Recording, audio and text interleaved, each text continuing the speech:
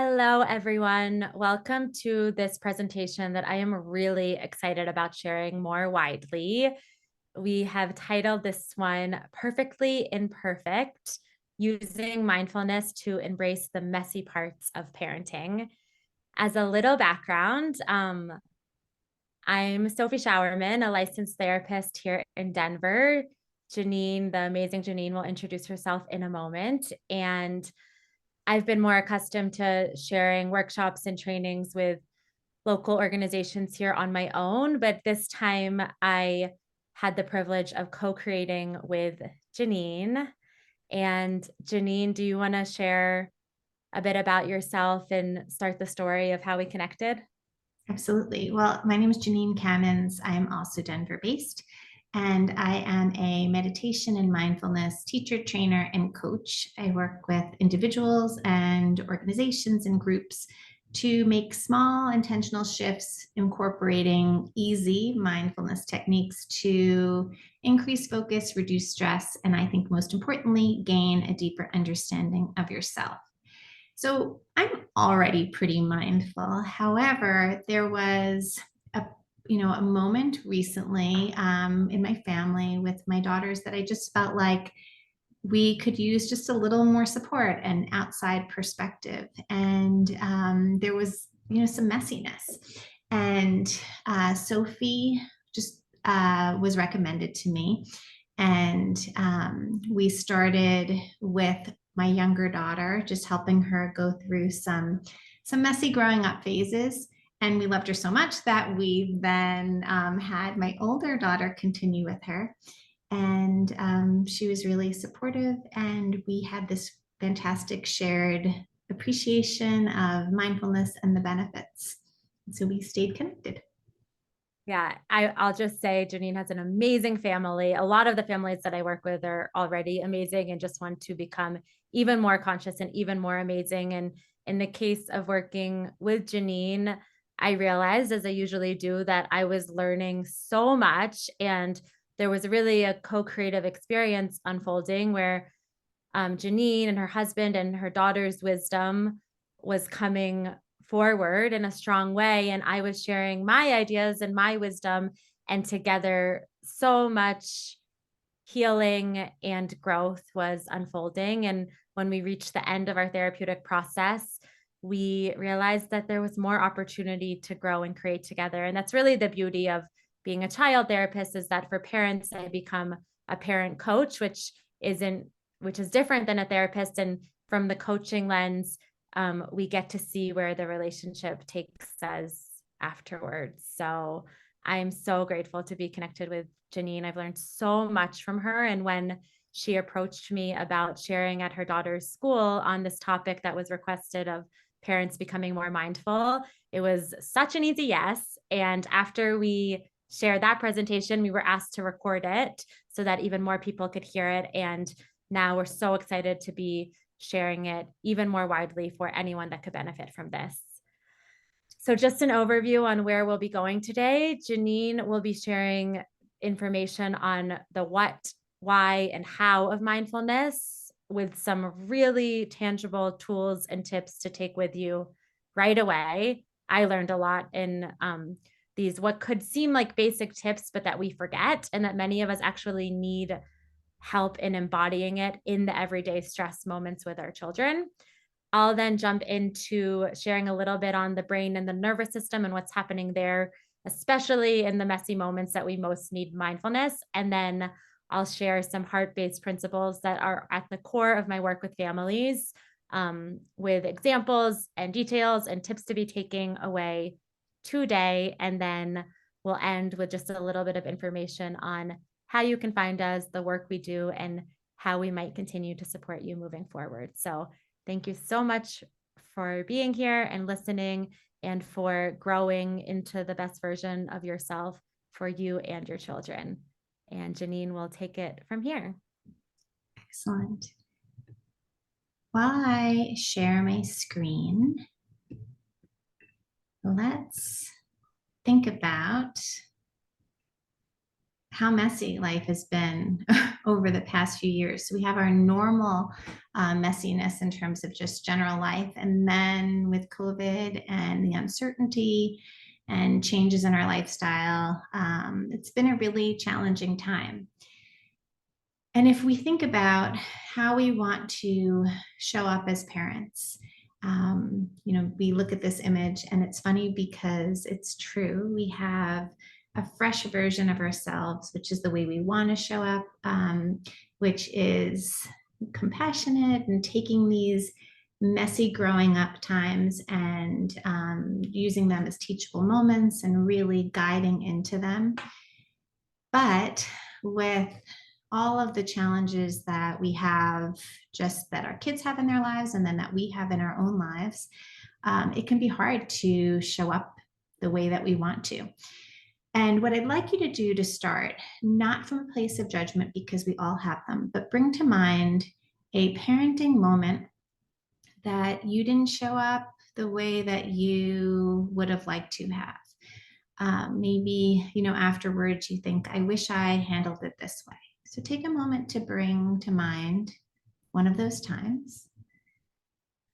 And then think about how, if you had a remote and a pause button, how that would have changed your interaction. If you could have just pressed pause, taken a little space, and figured out how you wanted to respond. And it's this power of the pause, this pause button, that one of the ways that I think about mindfulness. Viktor Frankl is a psychiatrist. He's a Holocaust survivor, and he's an author of Man's Search for Meaning. And he has said that between stimulus and response, there is a space. In that space is our power to choose our response. In our response lies our growth and our freedom. So without this pause, we have our busy schedules, we are on autopilot, we are simply reacting to all the things that are thrown at us. When we can create a little space between like the trigger and our response, we're able to gather information about ourselves, what the most productive and compassionate response would be, both for ourselves and for other people. So thinking about the pause button, that's one way I'd like you to think about mindfulness. The second way is, this window. We have a clear, clean window. And with this clean, clear window, we have it's fresh. We have this beautiful, easy, clear view of the outside world. And it's the same with us. When we are fresh, we are able to look at the outside world and all of its events with perspective. But just like this window, in time, we'll have an accumulation of dust and fingerprints. The same thing happens to us. We have work stress, whether you work from home or you work outside of the home. And with a little bit of stress, like we can still have perspective. But on top of that work stress, we also have crazy schedules. We have our crazy schedules. We have our kids' crazy schedules, coordinating everybody. On top of that, we have expectations. We want our kids to do all the things. We want to do all the things, but we also want to have, home cooked meal or family dinners or fun times together, whether it's the expectations we put on ourselves or it's the expectations that we feel like others are putting on us. We have unexpected setbacks. So you can have everything planned, and then sure enough, something unexpected happens. And finally, as a parent, we have worries about our kids. Are they doing okay? Are we handling, these challenges okay? Are we guiding them well enough? Are they doing well academically? Are they doing well socially? So before we know it, now, just like our windows get smudgy and dusty, we have this accumulation of stress that it's really hard for us to have the space to have perspective. So along comes mindfulness. And mindfulness is a great tool to just reduce the accumulation of stress. So the trick is to not wait until you are fully covered and you are overwhelmed or burnt out. The trick would be to take time throughout the day in just mini moments, and we'll talk about tools in just a moment, to just reduce the accumulation of stress so you can see things a bit more clearly. Well, now, it sounds great, but how do we incorporate it into our day without adding more? The first technique I'd like to introduce you to is called the stop technique. What I love about stop is it's simple. You can teach your kids how to do it, and it gives you an abundance of information that can help guide you to respond in a way that you can feel good about. Let's do it together now. The first step is to stop. So you just stop whatever you're doing. The second step is to take a breath. So everybody take a breath right now. And even in that simple breath, you can observe. So was the breath up here? We take shallow, quick breaths up here when we are in fight or flight mode. So you could tell, okay, like I'm triggered right now. Or check in with your body. Are you feeling stress or tension in certain areas? Did you find that you took a really long breath and a big exhale?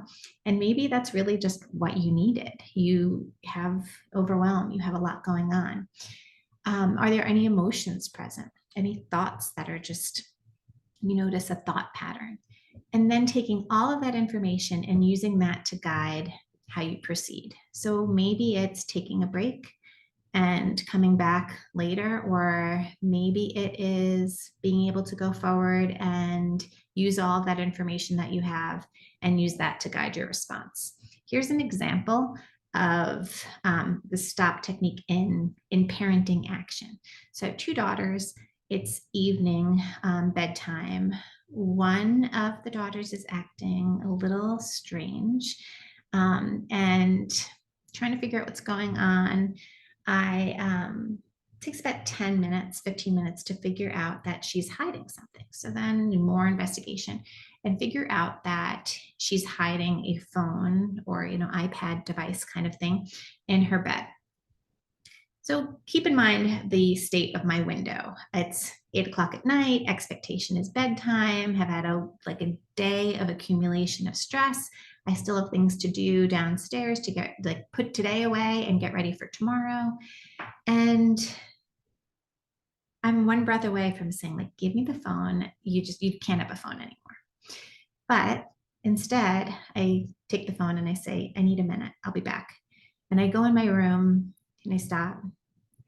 I take a breath, probably take another breath, and I observe. And I know that I am feeling angry right now, because you can tell the different sensations in your body. But there's something else besides anger, because kids are going to push limits and have these moments. So I look further and I notice that it's actually fear. What am I afraid of? All of a sudden I go down the rabbit hole. I'm afraid of I think it was so triggering because it's so different than anything that I've experienced with this child in the past. And I am wondering, gosh, are we in a different stage right now? Is everything about to just go crazy, where we're going to have lots of limit pushing and all of these worries? And once I notice that I'm feeling afraid, I'm able to then take that information and proceed in the most productive way. So I go into her room. Of course, now bedtime is later, and that's okay. Sometimes that's just going to happen. But instead of greeting this challenge and this messiness with anger in a way that we can't connect, we were able to take the information that I had in terms of my own fears and use that to guide our conversation, to make us actually closer, to talk about how important trust is. And it wound up being a really valuable experience. So this stop technique is something that you can use at home with your kids, but you can also use it in many areas of your life. And it's quick, easy, gives you a lot of great information. The next technique is called Using Your Senses. And this is a great quote: lose your mind and come to your senses. Our minds are often in the past or predicting the future. And our bodies are in the present. So if we can come into our bodies using our senses, we can interrupt all these thought patterns, which means that we are no longer ruminating in the past or going down the rabbit hole and creating anxiety about the future. And you could do this again, anywhere, anytime. You start, let's do it together, with 5 things that you see. If you are at home, resist the temptation to give yourself 5 chores. Like, the laundry needs to be done, that needs to be dusted, I really need to return that item. Just think about 5 things that you see: the way the light reflects off of something, the texture of something in your room, the color, something of beauty. After you do 5 things that you see, you move on to 4 things that you feel. So I'm noticing the weight of my body in the chair. I'm noticing I can feel the contact point of my finger on my hand. But you can also think about, what do you feel in terms of emotions? What do you feel in terms of, like, are you having thoughts that you that are creating sensations in your body? Do you have tension? 3 things that you hear. Start with what you notice, what the sounds that you hear that are close by. And then you can listen to sounds off in the distance. Or if it's a quiet space, you can notice the absence of sound.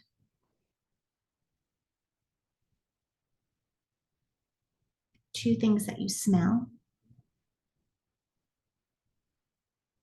If you have moisturizer on, you can bring your hand up and smell that. You're just grounding yourself into the present moment. And finally, 1 thing that you taste. So just swirl your tongue around your mouth. Notice what you taste. So this is a great technique to, as I said before, just ground yourself in the present, get yourself out of your head and into your body, and then you are able to proceed with a little more perspective because you're less in your head. Okay. This is something that we also do. It's great to do outside. You can take a break outside and do it. My family and I, we often do it on hikes. And the last technique that we will go over is called a mindful moment. The mindful moment is more of a formal technique. And there is, on my website and on Insight Timer, you can find some recordings for me of mindful moments. And I like to do this either in between calls, or sometimes when I arrive at school for pickup, I will stay in the car for just, arrive a couple minutes early, do a mindful moment. So that way I am reducing my accumulation of stress, cleaning off my dust and fingerprints. So that way when I see my children, I can be more present. We can do this now. Come into a comfortable position, just reducing distractions. If you want to put shut off your notifications from your phones, and you can close your eyes or just gaze softly down. And notice the weight of your body in the chair. Notice the state of your mind. Know that thoughts are normal, and if you start to think, that's okay. Just notice when that happens and then choose to bring your attention back. We'll be using the breath as our anchor today, which is the job that you give your mind to do. Bring your hands to your lower belly and deepen your breath. Taking a long, slow, deep inhale. Feel the sensation of your belly expanding against your hands. When you're ready, do a long, slow, deep exhale. Continuing at your own pace, keeping your breaths long and slow. Feeling the sensation of the belly filling up, maybe the sensation of the belly touching against your hands. These long, slow, deep belly breaths activate your body's parasympathetic rest and digest response. That signals to your body that you're safe.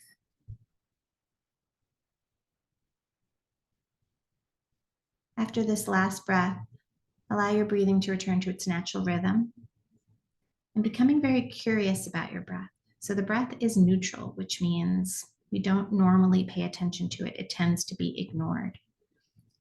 Become very curious. So bring your awareness to your breath, your inhale, and your nostrils. Notice the temperature of the air going in, temperature of the air coming out. Do you notice it more in your left nostril or your right nostril? Where does the breath go? After you inhale, do you notice it in your throat, your shoulders, your back, chest, your belly?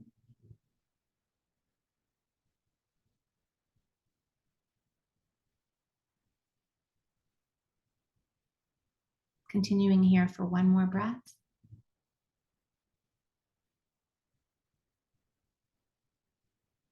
And then releasing your attention to the breath. Check in again. Notice the state of your mind and your body. And when you feel ready, you can open your eyes. And reflect. How did that feel for you? Was it easy? Was it hard? For some people, they may feel, great. Janine, I feel great. I feel reset. I feel relaxed. That's wonderful. Sometimes we feel that way. Some people feel that way. Some days it's harder though. And for some people, it can feel really uncomfortable slowing down and noticing how active their mind can be. And if you're one of those people, that's okay. There are so many different techniques, and it also takes practice. So you can find different techniques that work for you, and different days will be different.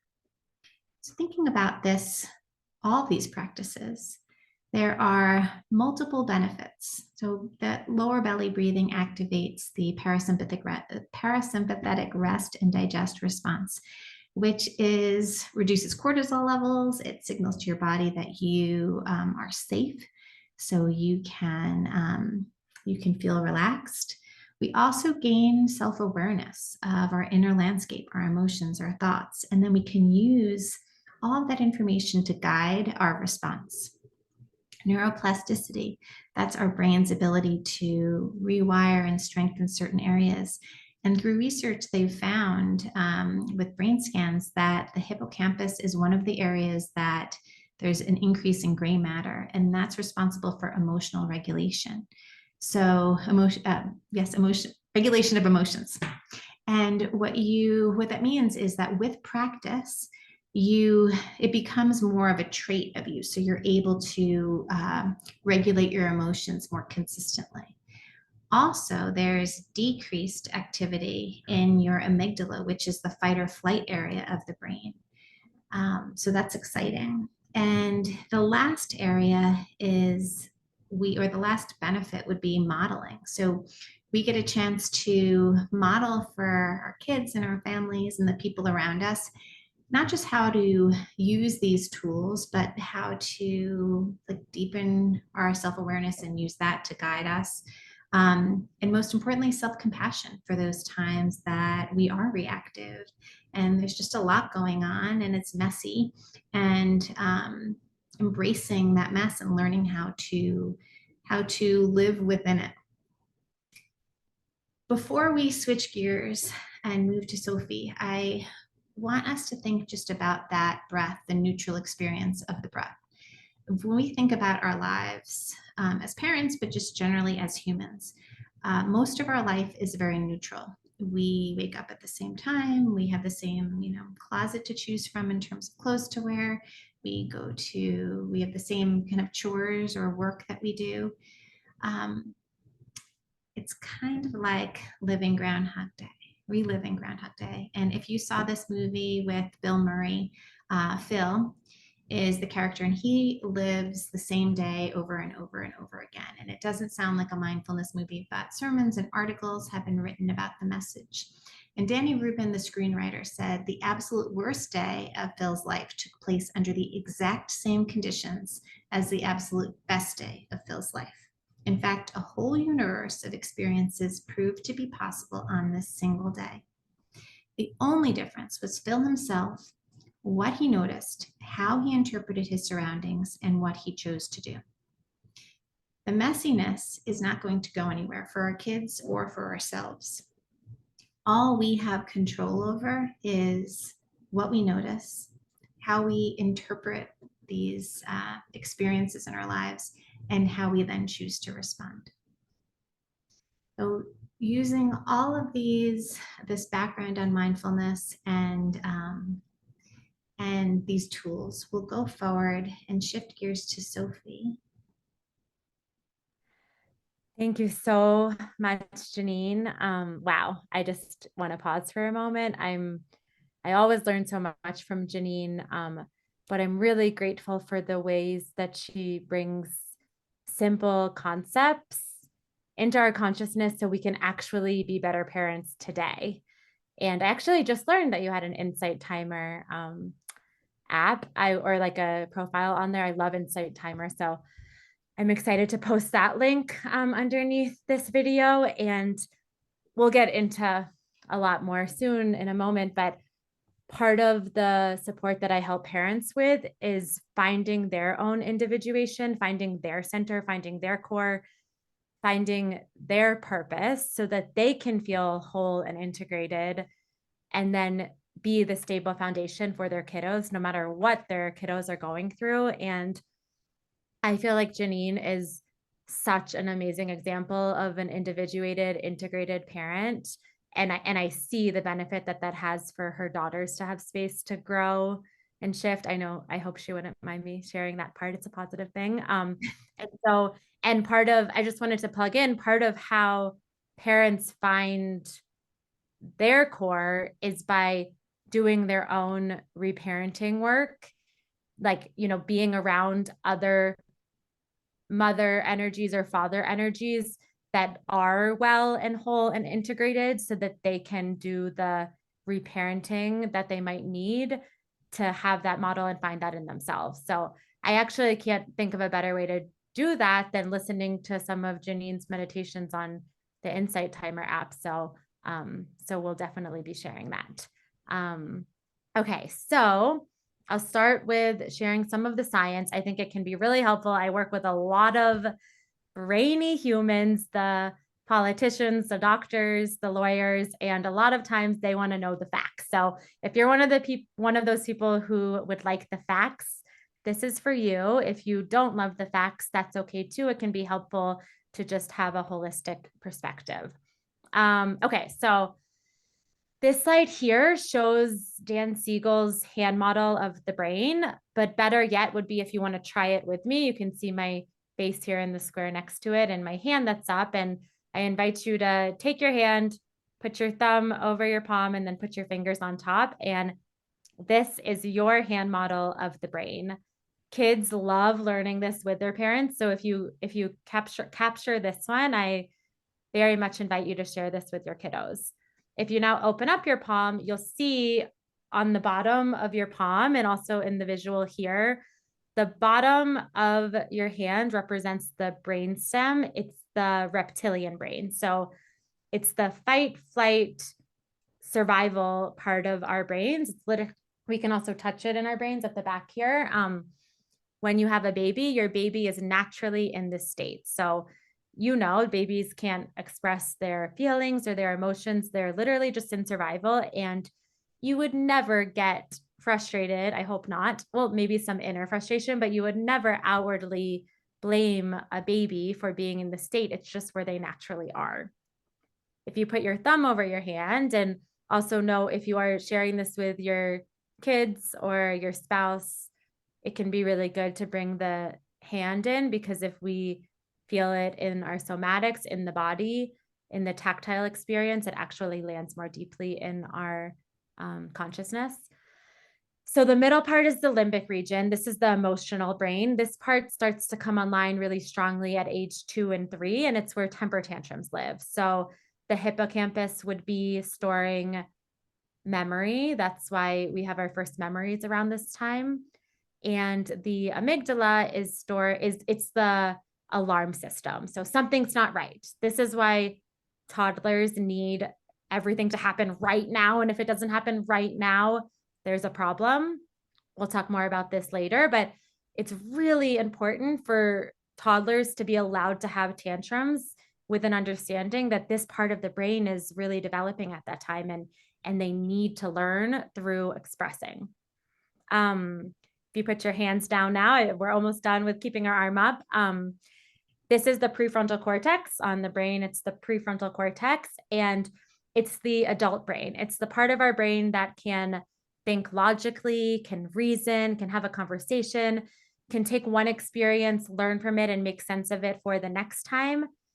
And our kids are starting to develop this starting at 2 and 3 or even earlier, but it's not fully developed until the late 20s. So if you're here as a parent, meaning you likely have children, meaning they're under 18, your family does not have fully functioning brains. So before we let this go, I just want to share the most important piece, which is that when we're in a state of trigger, either us or our children, our lid flips, and we're in a 2 or 3-year-old brain state. Kids really like this because once they get this language and this visual, they can actually say to their parent, "My lid's flipped. I need support." And a parent can say to their kiddos, "My lid is flipped. I need support."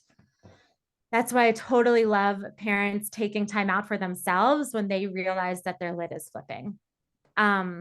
So that's where mindfulness comes in, is that if we're aware of when the lid is starting to flip and when we're going into a activated state, we can bring in all of the tips and tools Janine was talking about, and even more, the ways that we learn our children best move into mindfulness.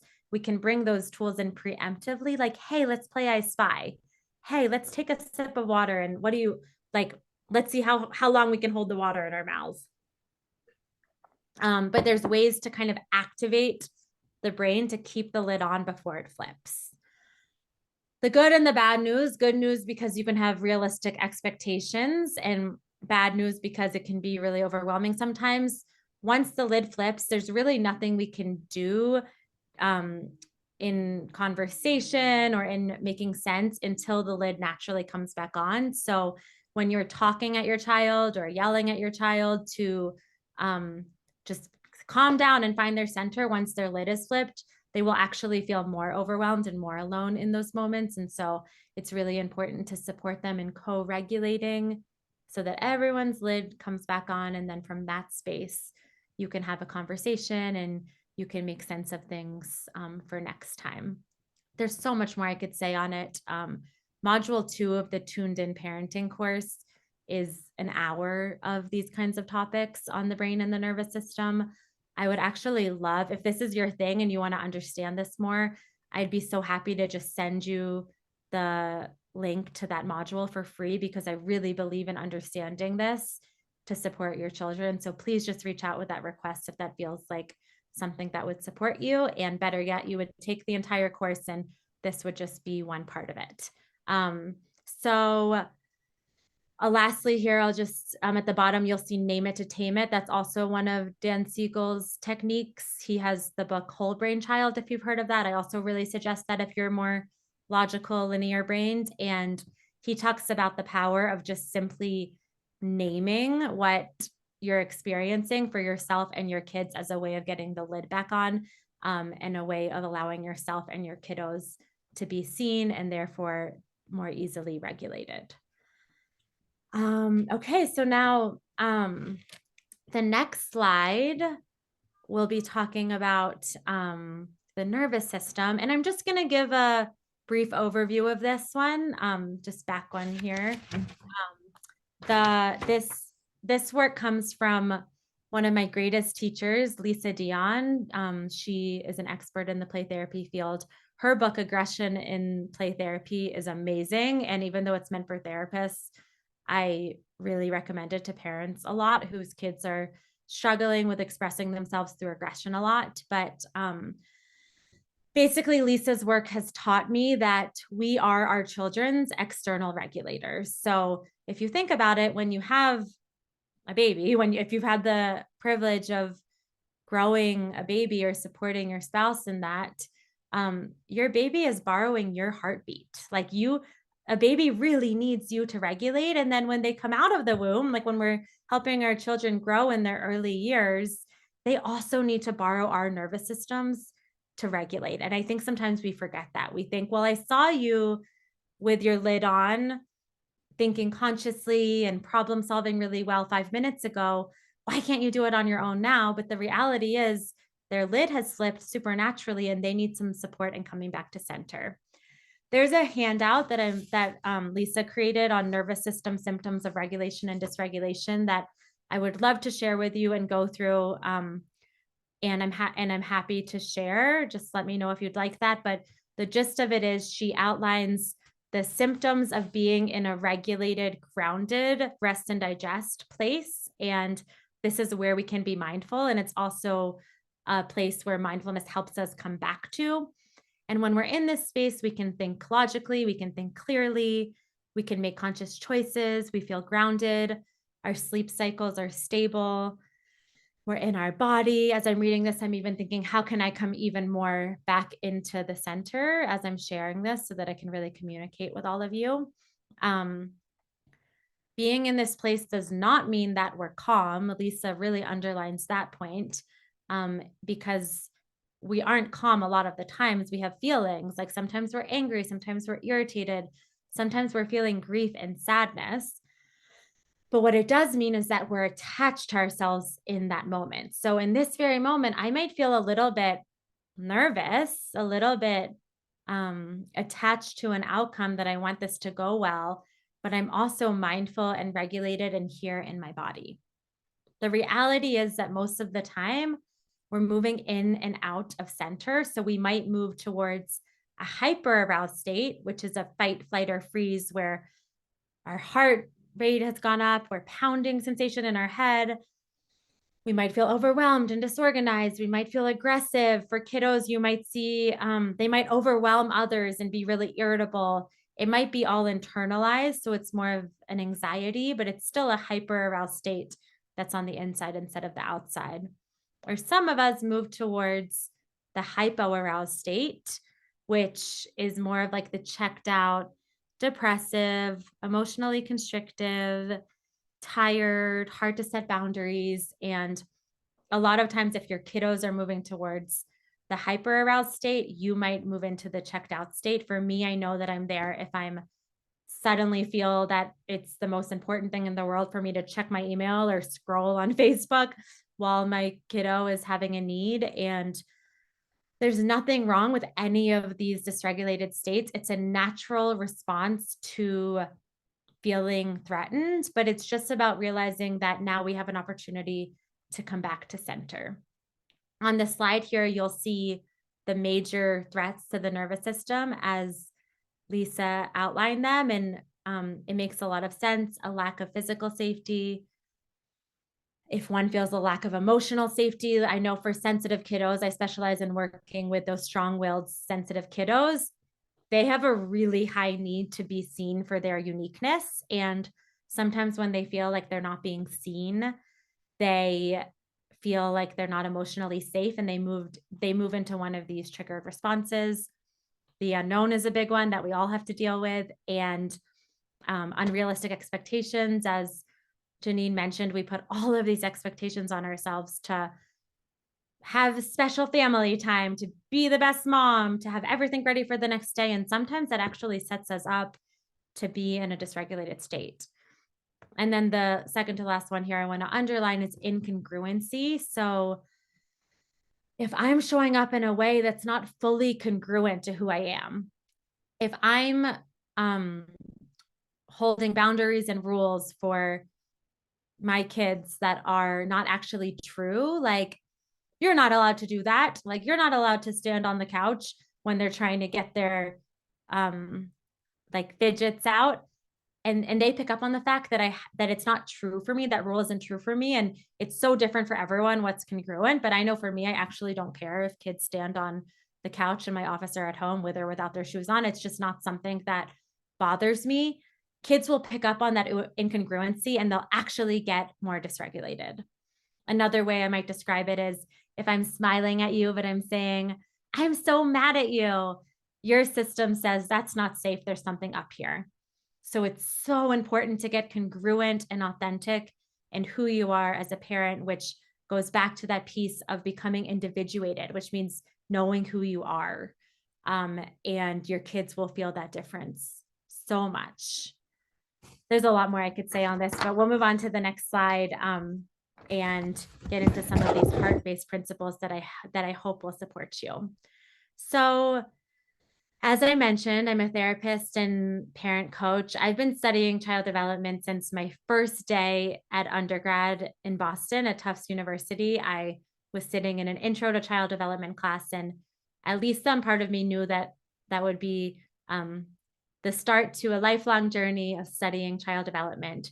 I ended up going both the brainy route. I supported at the Harvard Lab for Child Development in studying cognitive behavioral therapy with kids. And then once I moved to Colorado and entered grad school here, I ended up getting a bit more of an authentic approach, of a heart-based approach, and of to really understanding how to support kids in a therapeutic process of understanding themselves more.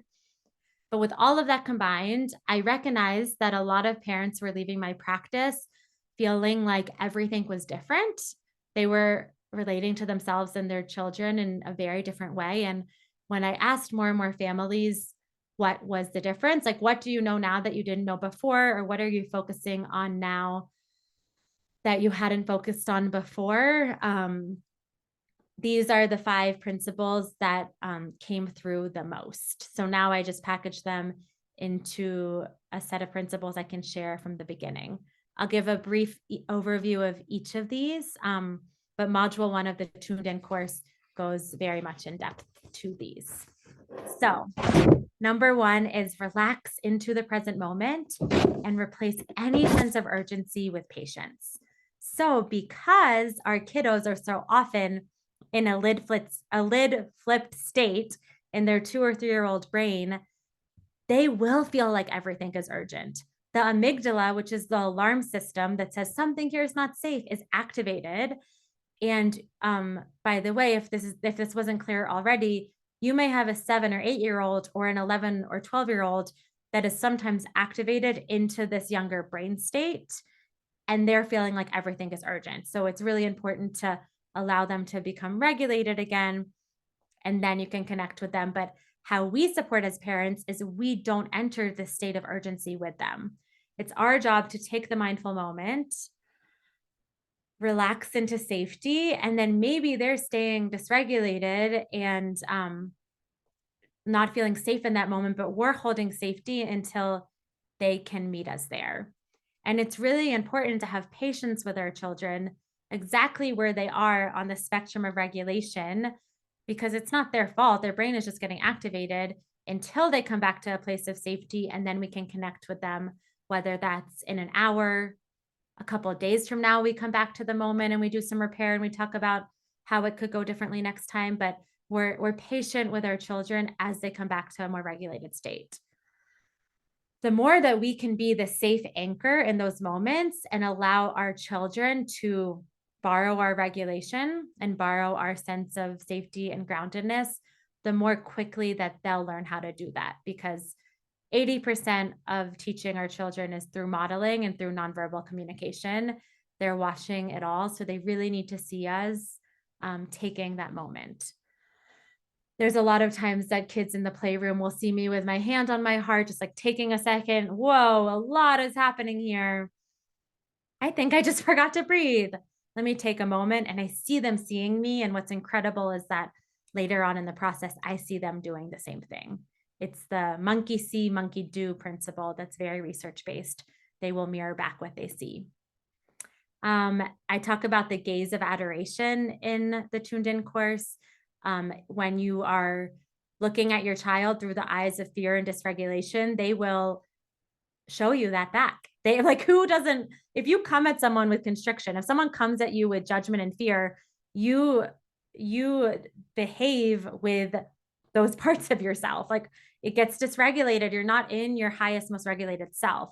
Instead, if we take responsibility to adore our kids again, to soften into what feels good, and we look at our child and we see, wow, like they're so sweet, like how can I look for what's right instead of what's wrong, they'll actually respond with more regulated behavior. But we have to remember to do that again. There's a literally a piece of paper on our fridge that says, we're the grown-ups, we can do it, look how cute they are. It's like this reminder that we're the grown-ups, we can do it. Look at their sweetness, and then we'll receive more of their sweetness in return. And that goes, it's just so important for kids' sense of self to feel that they're being viewed through that lens. Of course, sometimes we will forget, and that's okay. There's always space for repair and reconnection. Number two, trust and honor your child's process as a mirror of your own process. So, our children are our reflections, our children are our teachers. And the more that we can embrace their um, shadow side, and that doesn't mean dark, it just means the part of them that's still in development, like a child that's really learning how to trust themselves and move towards regulation and groundedness more easily, the more that we can embrace those parts in them and look at where we haven't fully developed those parts, the more we can grow together. And it's so important to trust our children, to trust their process, to trust that they're growing and shifting. And so often I'm working with a parent and they feel like something's wrong with their child, and I pull out the developmental stages that are appropriate and have been very much studied for each age range. And it's kind of like, look at this. Actually, your child that is 3, they're supposed to be in the stage of shame versus autonomy.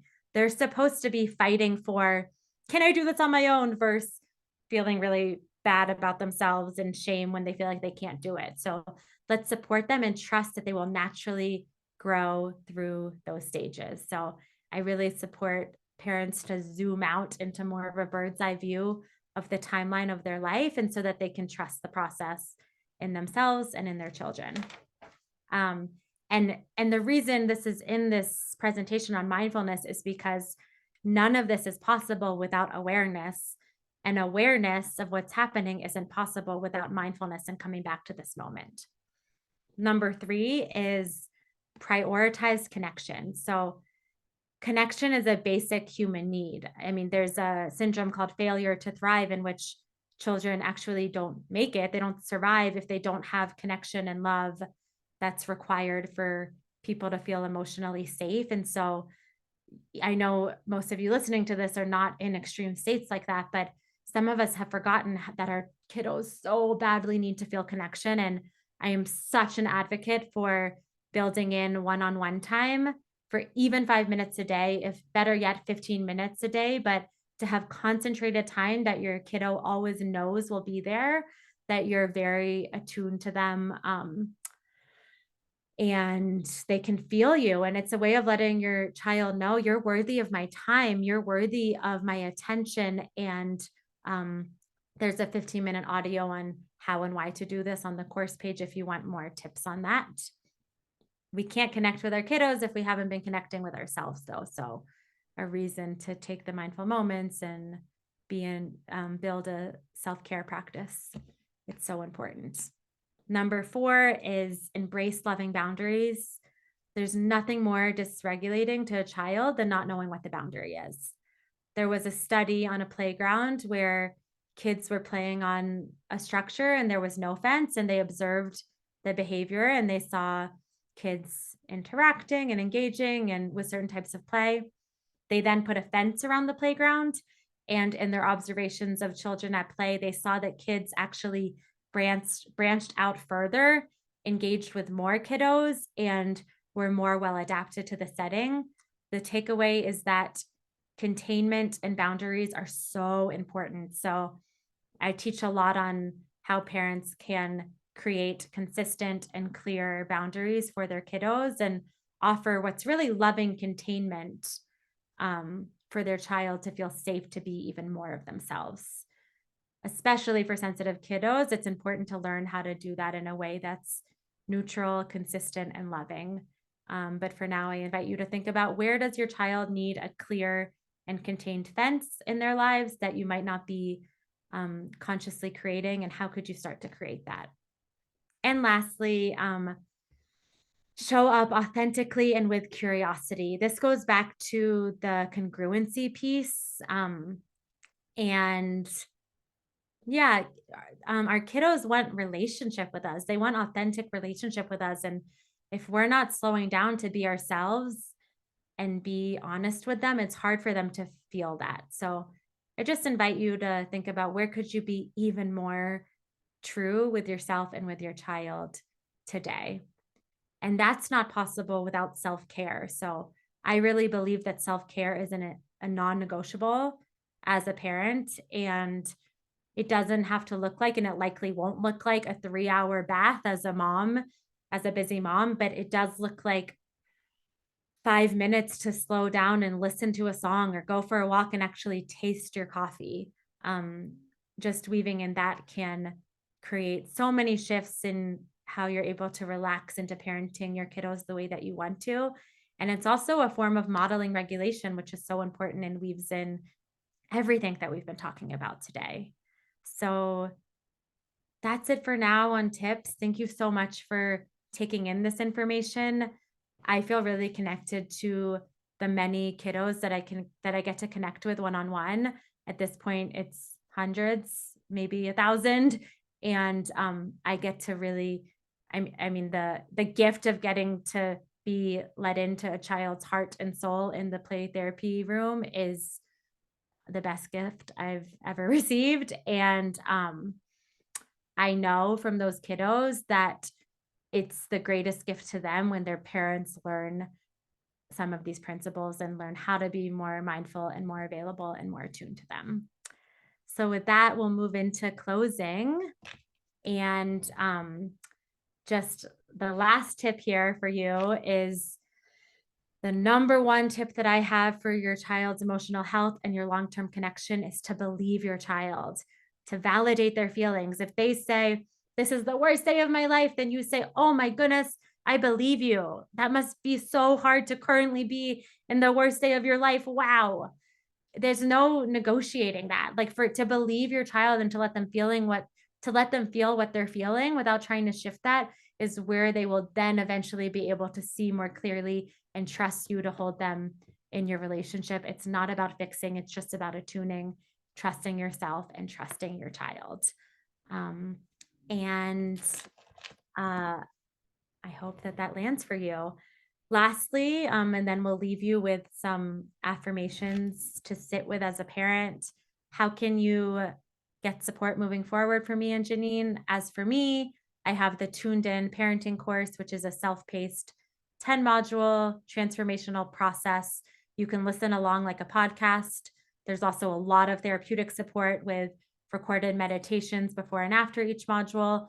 It's been especially supportive for parents that want to get on the same page in their parenting. So if one parent might need to learn how to increase their warmth, one needs to increase their boundaries, you now have a shared approach and a shared commitment to take in that information together. And happy to share more on that if you'd like. Obviously, I have space in Denver in my child therapy practice to support you one-on-one. As a parent coach, I work with people anywhere because we can work virtually.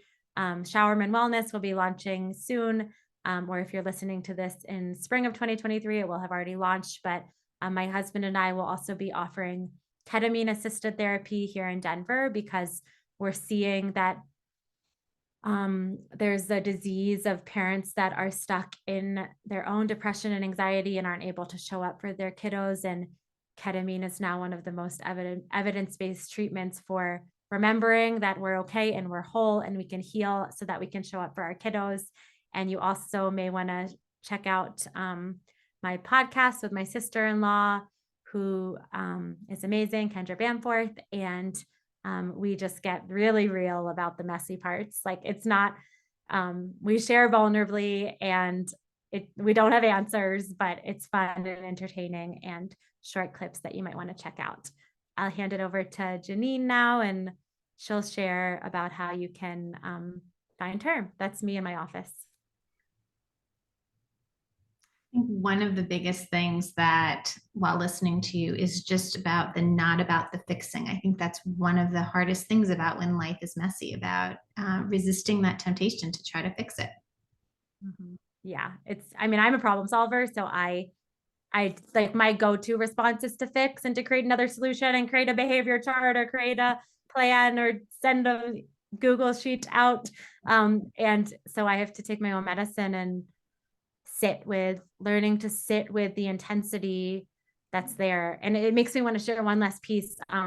In the doctor program that I'm in California, there's an amazing teacher, Industry Rajan. She's a well-known source in Beverly Hills. She talks to news channels and that kind of thing about consciousness and healing. And when I was in class this last weekend, she was saying with such clarity that whenever there's a child that's having a symptom or an issue, or let's say they're the presenting client in a therapy practice, it's almost never about the child and almost always about the parent's capacity to hold.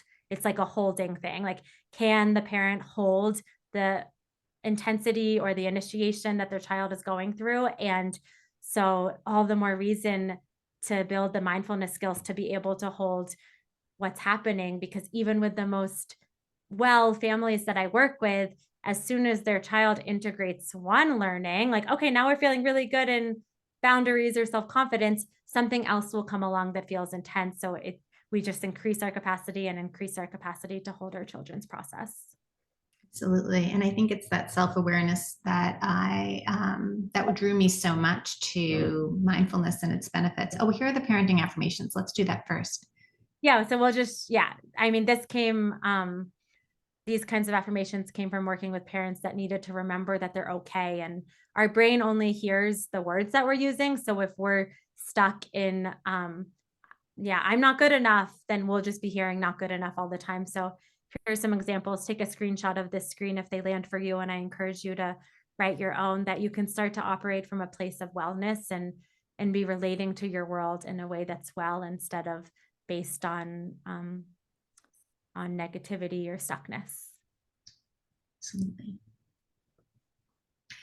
When I think about mindfulness, when I went into it versus what I know about it now, I realize how much of this understanding of ourselves comes into play in how we approach the challenges of life, but also the beauty in life, and just how we interact with the people in our lives. And so we looked at mindfulness from a lens of parenting today and some of the tools, but it can be used for well-being and resilience, focus, and productivity, just a deeper connection to yourself and to others, noticing your mindset and how we maybe ruminate on certain thoughts or go ahead and create anxious situations, supporting yourself in difficult times, creating a greater presence in your daily life, increasing creativity and innovation, and just developing your emotional intelligence and how you interact with others. And sometimes people will ask, well, these are the different ways that you can connect with me. But how do I know if I need to work one-on-one with someone? And there's usually 3 types of people. So the first would be someone who already has an existing practice and they just want to go deeper. That's great. The second would be somebody who has never, they read about the benefits, they want to try it, but they have never meditated before. And we can just really work on building a foundation and some of those challenges that naturally arise, how to approach them. And finally, the people who have tried meditating or have tried mindfulness, and just either for one reason or another haven't been able to stick with it, or they're just like, nope, it just doesn't work for me, because they've maybe tried some techniques that don't work for them. And together we can figure out some techniques that can help you with your goals, whatever it is that I think that it's our time and our attention. So, how do we direct our time and attention? And that is really essentially what mindfulness is. So, we just can learn ways that work best for you. And thank you so much to everybody for coming today. Sophie, thank you so much for collaborating with me on this. It's just wonderful to be in this space with you. And I can listen to you all day. You too. I love this. I love the power in coming together and listening to each other. That's something I've worked a lot on is like because I have a lot to say and I like to talk and I'll share a funny story here as we close that when I was first dating my husband, there was a time he asked me while we were talking on the phone if I could mute myself so that he could actually talk for a little bit. So could you mute yourself for 5 minutes? But I'll just say I'm excited to be listening more and get to learn from people like Janine. And thank you so much for listening.